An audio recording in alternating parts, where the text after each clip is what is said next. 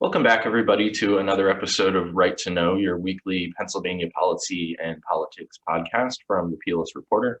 I'm Justin Schweitzer, joined as always by Samantha Zern.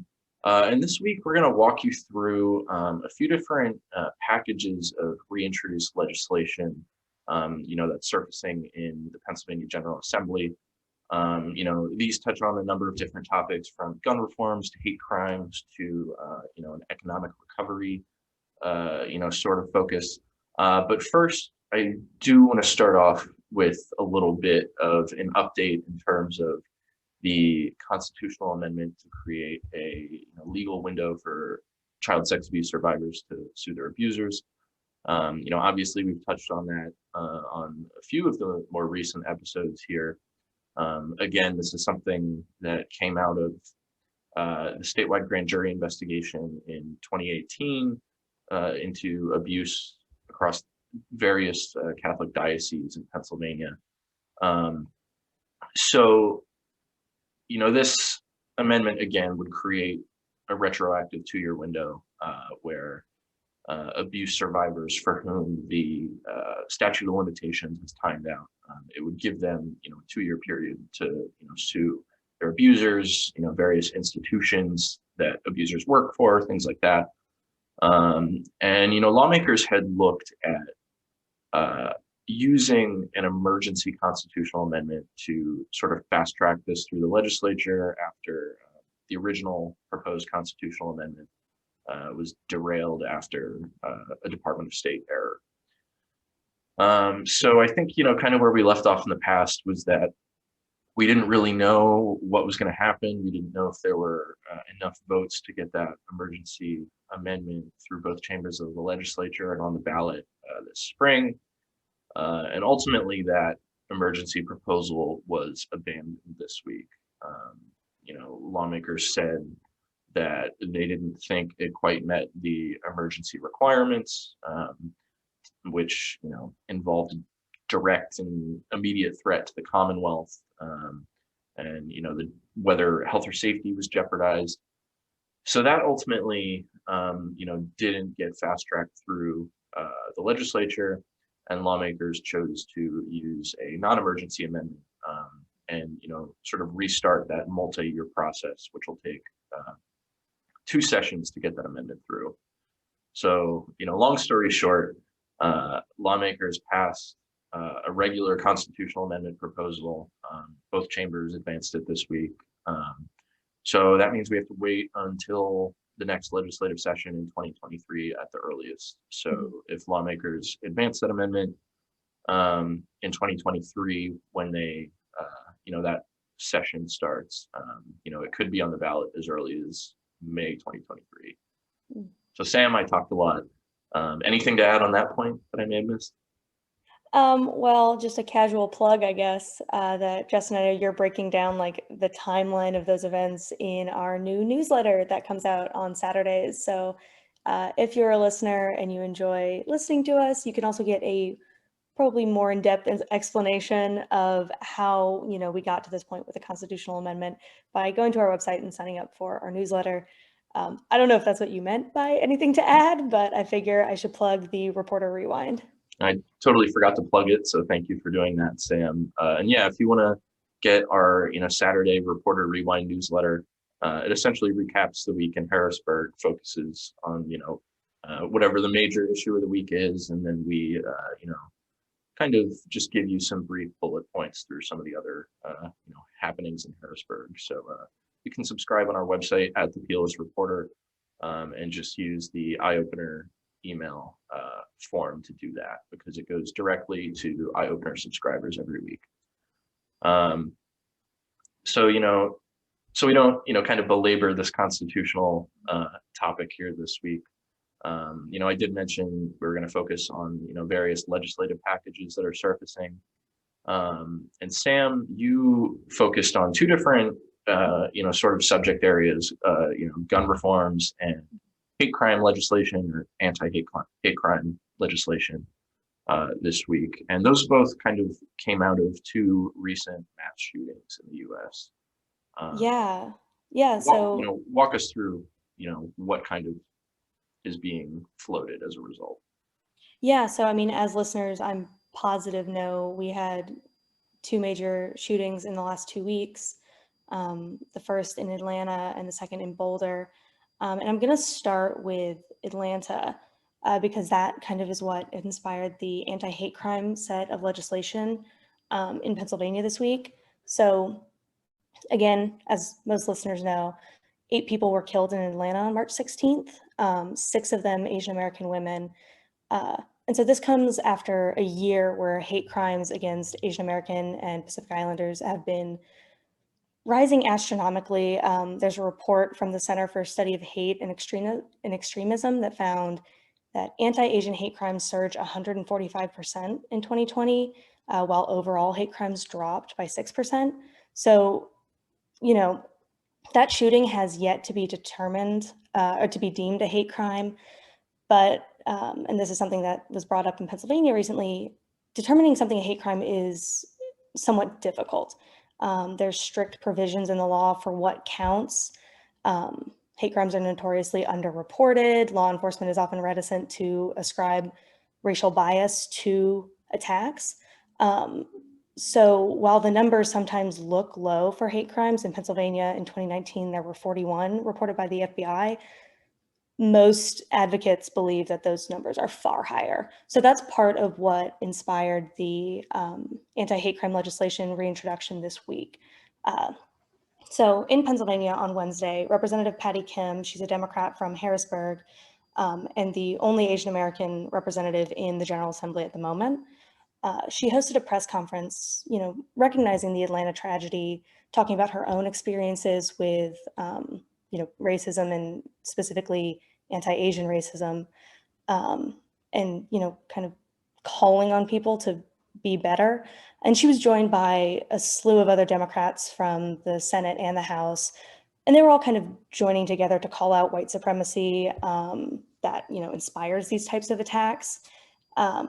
And calling for a specific package of legislation that was originally introduced in 2019 by Representative Dan Frankel. So that legislation came after a different hate crime, the Tree of Life synagogue shooting in 2018. That synagogue is in Dan Frankel's district. And so he introduced a package of anti-hate crime legislation at that time. It didn't go anywhere. It was all referred to a committee, all the legislation, and just kind of languished, as a lot of bills do in Harrisburg. I do want to note that as we're talking about things that are reintroduced, I don't want it to sound like, oh, people couldn't get these through in the past or what have you. There's a lot of bills that are introduced and go nowhere, just because there's so much legislation that gets introduced in the state house. So last year, or in 2019, those bills didn't move out of committee. So in light of what happened in Atlanta, lawmakers are really trying to, reignite some spirit for anti-hate crime legislation. And so specifically in that legislative package, they're calling for one, an increase in penalties under the state's ethnic intimidation statute, to kind of expand what counts as ethnic intimidation and how we actually handle cases of ethnic intimidation or, hate crimes. They also want to see an expansion of the state's Safe to Say Something school program. So the second part of the bill has to do with reporting hate crimes and just racism in schools. So Safe to Say Something is a program in, I believe it's K through 12 public schools, or just K through 12 schools in general, that is used for, reporting things like cyberbullying, or students who maybe make worrisome statements about hurting themselves or others. It's kind of it's a way for schools to help students who might be in crisis and that kind of thing. And so they want to expand that tool to include reporting for hate crimes. So if there is specifically racist attacks or violence, this program could help track that. And in that same school reporting, there's also a higher education reporting element. So most schools have a system for reporting sexual harassment, and they want to see those same anonymous reporting tools expanded to include hate crimes. So that's essentially just to get at this, underreporting element that we have in, I say in Pennsylvania, in everywhere, underreporting of hate crimes. So that's kind of to get at that aspect of it. And then the last point, and now these are two topics in one bill, is requiring individuals who are convicted of ethnic intimidation to perform community service, um, or take classes related to like the underlying hate that was in their crime. So I think in Representative Frankel's bill, he specifically lists an example of, if somebody were to commit an anti-Semitic hate crime, they would need to then maybe take classes to learn about Judaism and just, Jewish culture and, kind of the history of anti-Semitism in general to kind of get at what causes those, or get at some of the misunderstandings that, it's not a misunderstanding, get at the racism that causes those hate crimes. So that's part of that bill. And then the second half is um, allowing communities affected by hate crimes to submit impact statements prior to sentencing, similar to like a victim impact statement in a lot of other cases where a victim can talk about what a crime did to them. This would allow a community, that was hurt to then talk about what that crime does to their community and, their reaction to it, to just kind of really address the hatred. So like I said, none of these bills are new. They didn't move from committee last year, and they currently haven't been introduced yet. Actually, they are currently in the co-sponsorship memos phase, so they are circulating, looking for sponsors. I will say I do imagine they will start to move a little quicker now that we've had a press conference. That does tend to be the way things go. In my less than a year experience here, is that once a press conference happens around an idea, legislation tends to get introduced a little bit faster. And a big part of that press conference was calling on majority leadership to kind of take up these bills, and really join the folks who were at the press conference in standing against hate and specifically updating hate crime legislation in the Commonwealth. And so I reached out to the majority spokesperson, and they essentially kind of said, once it's introduced, it'll go through the normal process. So I imagine until the bill starts, or until the co-sponsorship memos get introduced as legislation, we won't really see commentary from majority leadership yet. But, I think whenever there is like a very grounded moment, like what happened in Atlanta, there is a little bit more impetus to move on something, even though that didn't happen here, that happened in Georgia, so far away, but it's really not that far away. And so that's kind of where we're at there, is waiting to see some movement on the legislation and see what happens when all the various bills head to their committees. Yeah. Yeah, so speaking of, bills that have been introduced in the past and, have resurfaced in the past week or two, at the end of last session, and we're obviously shifting topics a bit here, Yeah. but we will return to, legislation that kind of has surfaced as a result of these recent shootings. But anyway, kind of shifting back to the end of last year, the House Republican caucus introduced a Commonwealth COVID comeback plan. I believe I got the order on that right. Commonwealth COVID comeback. Lots of C's. So, it's essentially an economic recovery package that, sort of pieced together various, what's the phrasing I'm looking for here? It's a combination of some regulatory reform, some tax reform, some tax incentives, to try and kind of kickstart the state's economy following, the economic impacts of the COVID-19 pandemic. So, some of these were previously in former House Speaker Mike Turzai's Energize PA proposal, which, again, focused sort of on streamlining permits. When was that proposal? When was Energize PA? Because Turzai is no longer. 2019, I believe. Okay. Yeah, 2019 was when that was introduced, and a few components of it have become law. since that time. Others have not gone anywhere. So those two in particular relate to net operating loss reforms, so allowing uh, businesses to, take their losses at different times to, sort of benefit their financial standing. And this would specifically relate to COVID-19. So it would increase the amount of deductions to 100% of their income for 2020 to kind of give them more financial flexibility. Because obviously COVID has hit businesses very hard, with all the shutdowns that occurred last year. And then there's also a piece in this to streamline the environmental permitting process. That's something that can be really backlogged and take a significant period of time. And Republicans in particular have called for this to be sped up through a variety of different ways, whether it's just, DEP trying to get a better handle on it or shifting permits around to different offices. But this in particular would essentially deem all environmental permits approved if they're accompanied by a professional engineer's affidavit.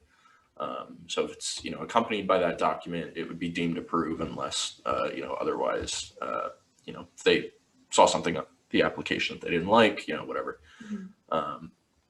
So those are the two that were in the Energize PA proposal. Actually, I believe lowering the corporate net income tax is something that was in there as well. That's also being, kind of reintroduced. And that proposal would reduce the CNIT to 5.99%. And right now, I believe it's around 9%, might be 9.99. Don't quote me on that, but it's pretty high. The state has, one of the higher corporate net income taxes in the nation. And that's something that Republicans and Governor Tom Wolf have, wanted to lower. They just have different ways of approaching that. Republicans want to lower it just outright. And, Wolf wants to couple lowering that corporate tax rate with combined reporting, which would essentially, limit the ability of businesses, particularly multi-state businesses, to shift their profits around and avoid corporate taxes in Pennsylvania. The Commonwealth COVID Comeback Package would also establish sort of targeted tax incentive zones, particularly to companies that engage in, various types of manufacturing work. And this is something that, relates to COVID in that these incentives would be targeted toward, medical supply companies, various sorts of industries that, were impacted, that had their supply chain impacted due to COVID. We saw all sorts of stuff from PPE to, toilet paper. I don't know if this would target, raw materials for that, but, it's kind of a means to make sure that, Pennsylvania's supply chain wouldn't be impacted by, having these manufacturers locate themselves in Pennsylvania. So that's kind of the impetus behind that proposal. And then the other, sort of legislative solution or idea floated is to expedite COVID-19 personal injury lawsuits to essentially, put these suits in front of an expedited arbitration, or put them in an expedited arbitration program to get them moving. And this is something that actually has already been introduced and been in committee and passed out of committee. Along party lines, Democrats were not fond of, putting these suits in an expedited program, saying that, one, personal injury suits can take a lot of time. They can take a lot of, expert testimony. But, with a party line vote that advanced out of committee, we'll have to see, how that will do if it gets to the floor. We have seen a desire from Republican lawmakers to get, liability protections enacted for businesses.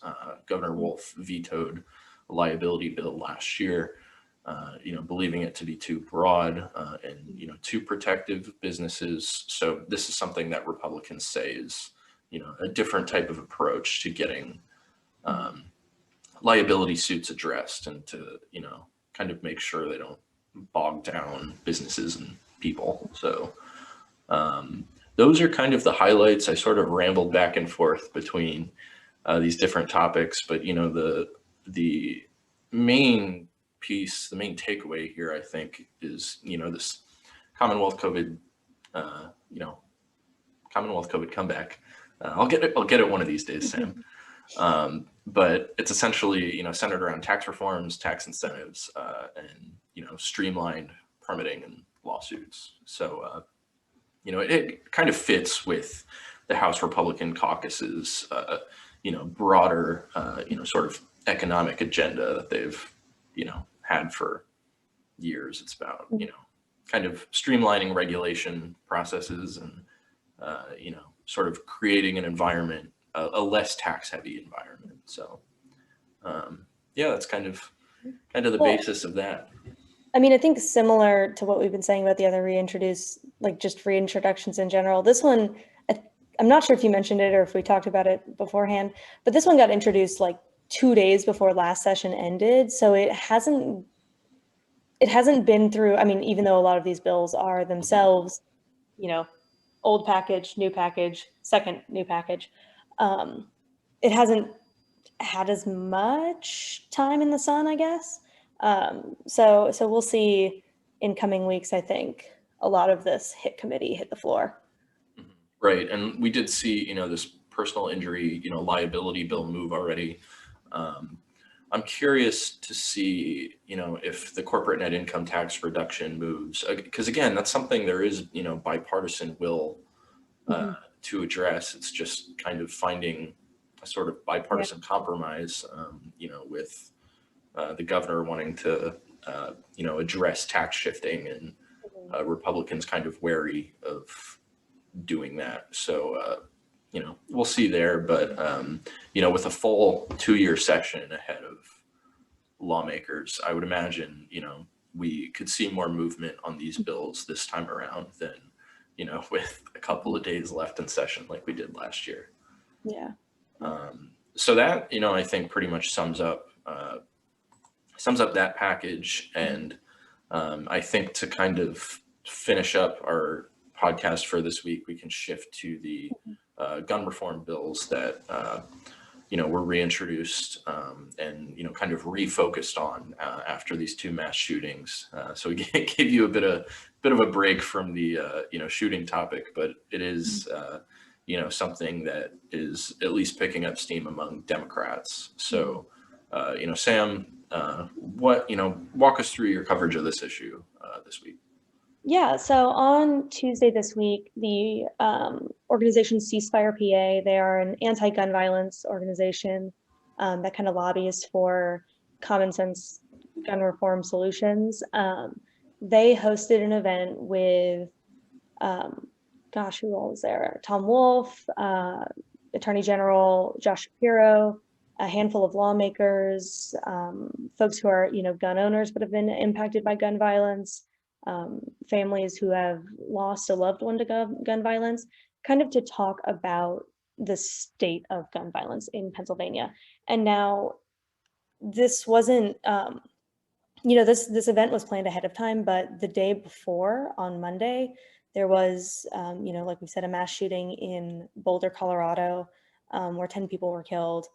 And so while the Ceasefire PA event was planned before that, and I believe it was even before the Atlanta shooting, that did cast a shadow, or an added, I don't want to call it an energy, but just an added impetus to the press conference, or to the event itself, and to what the various lawmakers were advocating for at that event. So essentially, Ceasefire PA has 3 current legislative items that they're pushing. One, they want to see extreme risk protection orders that would temporarily remove firearms from someone who may hurt themselves or others. That has been introduced before in Pennsylvania. Sometimes you'll hear them called red flag laws. I think a lot of people have switched over to using ERPO because that's just a more descriptive title. People like acronyms. People like acronyms, and it's a little more descriptive than a red flag law. It tells you like what actually is happening. And now that is a bipartisanly introduced piece of legislation that's from Senator Wayne Fontana and Senator Todd Stevens. Stevens is a Republican. Representative. Representative, thank you. I always throw them off when there's one senator and one. Right.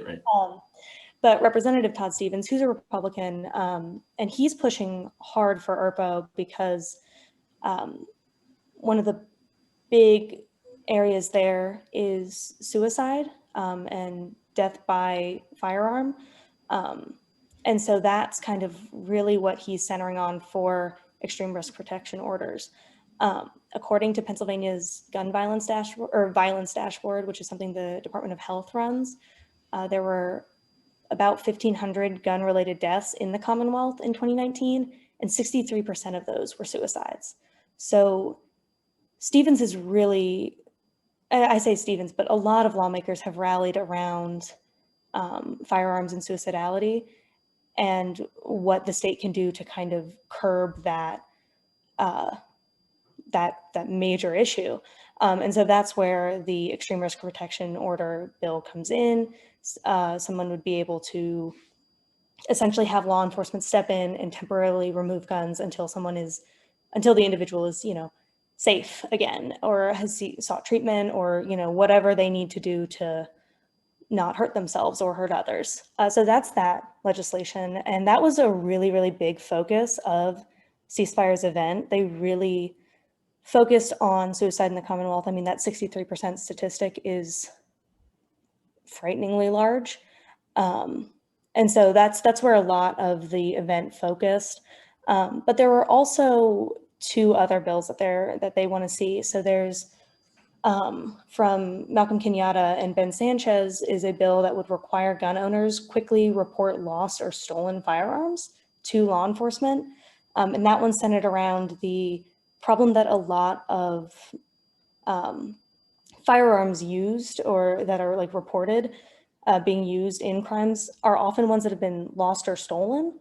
And so by reporting those, the idea behind this legislation is by reporting those to law enforcement, they have a better idea of like what to be looking out for. And so that one's a reintroduction again. And then there's a bill from Senator Vincent Hughes that would eliminate most exemptions that exist in the state's current background check. So like certain guns that are exempt from background, from facets of the background check law. It's very, very specific language on that one. So, I mean, these are reintroductions again, and I struggle to call them anything like gun control because they are somewhat small in scope, but they have been pushed before. And they've been pushed, at least the ERPO bill has been pushed before, not very successfully. So in 2019, the House Judiciary Chair, Representative Rob Kaufman, he's still the House Judiciary Chair. He made a comment shutting down red flag laws. Essentially, I think he said, we will not be considering red flag in the House Judiciary Committee so long as Chairman Kaufman is chairman. So he kind of made his stance clear at the time. Now, I did reach out to him to ask if that still stood. He didn't get back to me yet. But, once we see these bills get some movement, I will definitely be following up there. And then we also have, some new leadership over in the Second Amendment caucus. So there's like a ton of, just for listeners, this is something I learned. There are a ton of like special interest, I guess would be the word, caucuses that exist that are just, kind of around certain policy priorities or identity groups or that kind of thing. And so the Second Amendment caucus is one of those groups. It gets kind of confusing sometimes, committees, caucuses, all that. So just to clear that up. Task forces. Task forces, yeah, working groups. There's a lot of names for kind of similar functions, honestly. But over in the Second Amendment caucus, the new leader there, Representative Matt Dowling, he replaced Jeff Pyle, who retired last week. He said that he will, essentially he's going to fight really hard against anything that he sees as weakening the Second Amendment and really wants to strengthen the Second Amendment. So I mean, in the ceasefire PA event, Malcolm Kenyatta specifically said none of this is getting at the Second Amendment. Like, you can still have guns. These are just like legislation to make it safer. But Dowling has really pushed for very pro gun ownership and gun freedom legislation. I think he has a bill up now that would not allow any localities to enforce any stricter gun regulations than the state has. So that has to do with a whole long history of Philadelphia trying to set their own, some of their own mitigation legislation, that kind of stuff, city level ordinances, and the state being really resistant to that, preemption laws. There's a ton of history there, but essentially, I mean, as with any gun legislation, it's an uphill battle to do any sort of reform. But I think, I mean, I think we see a lot of energy towards it. Like, what happened in Boulder is, you know, a tragedy that has inspired a lot of people to, you know, reignite the fight for gun control, which has been a long running fight and a long standing fight. Obviously, the pandemic has actually changed a fair amount of that. Not changed, but almost put that on pause. And now it's kind of re-entered the news cycle. So I think we're going to see a lot of energy around that in the Commonwealth in the coming weeks, which is, you know, kind of what we say every week. Every single topic that we talk about, just it's going to come up again. These sessions are long. There's a lot of legislation that can get introduced and get talked about. So, I mean, I think it really depends on what constituents bring to the table, but I think that's going to be one to keep an eye on. Right, and I think just to your point, you know, the conversation over, you know, strengthening certain gun laws, you know, whether it be one way or another, you know, is something that really seems to, you know, resurface and, you know, get galvanized when, you know, there are mass shootings that surface across the U.S. You know, you referenced Chairman Rod Kaufman, you know, voicing his opposition to considering red flag legislation in 2019.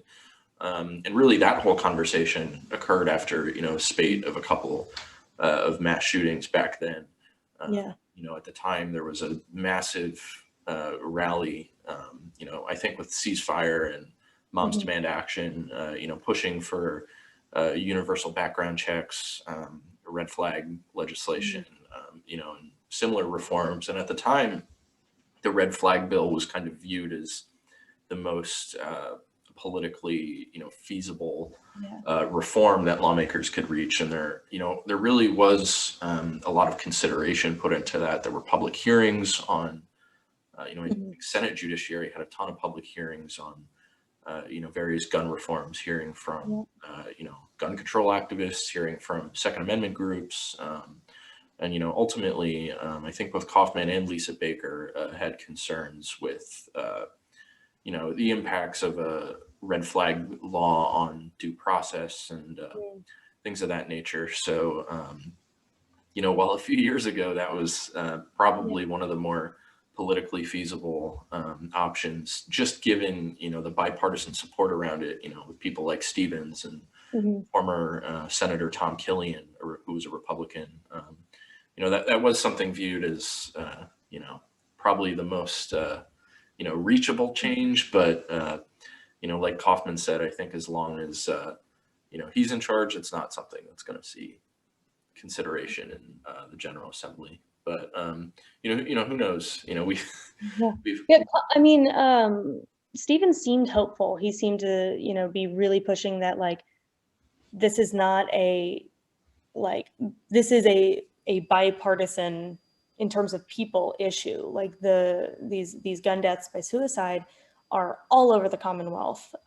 They are in very Republican districts and very Democratic districts. So he's very, seems very hopeful that he can get a lot more of his party signed on as they realize, like, what, you know, suicide looks like in their counties. So he did seem energized. I know somebody asked him at the press conference, like, this has not gone anywhere before, but I mean, I think he's keeping up the fight, at least, it seems. as with many things in Harrisburg, I think it's just to be determined. Mhm. Anything else you wanted to touch on that, we A million things, but I think that is it for this week. Next week we're looking at more budget hearings, more of everything, more session days. So we'll be back next week. We will. And in the meantime, if you want to catch past episodes of Right to Know, you can find us, as always, at righttoknow.podbean.com, as well as, whatever your favorite podcast platform is. And you can also find us on YouTube, as, we've been promoting the heck out of lately. So if you want to watch Sam and I discuss, whatever the issue of note is in Harrisburg every week, head on over to our YouTube channel at the PLS Reporter. And as always, we appreciate any subscriptions to our written coverage, which you can find at theplsreporter.com.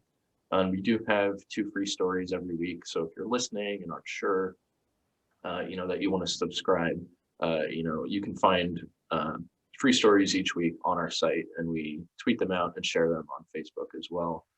And since I mentioned social media, you can find us again just at the PLS Reporter on Facebook, the same on Twitter, again at the PLS Reporter. And you can also follow Sam and I as well. I'm at Justin_Schweitzer. I'm at Sam_Zern. And another cheap plug here, just for our new newsletter, the Reporter Rewind. Again, if you want just a free written recap of, the news of the week in Harrisburg, feel free to sign up on our website at the PLS Reporter. I've been saying that too much this episode. theplsreporter.com. And you can also sign up at mypls.com, on the homepage of our, parent company, Pennsylvania Legislative Services. So if you want to check that out, it would be much appreciated. But otherwise, I think that's all the promos we have for this week. So hopefully the weather is nice in your corner of PA. It's been nice this week, but it's a little windy in Harrisburg at the moment. Hopefully you didn't hear all the gusty winds and the background noises. One of them was rattling a light outside of my apartment. So hopefully that wasn't caught. But no, weather's getting nice. So spend some time outside this weekend, and we will catch you next week. Thanks for listening.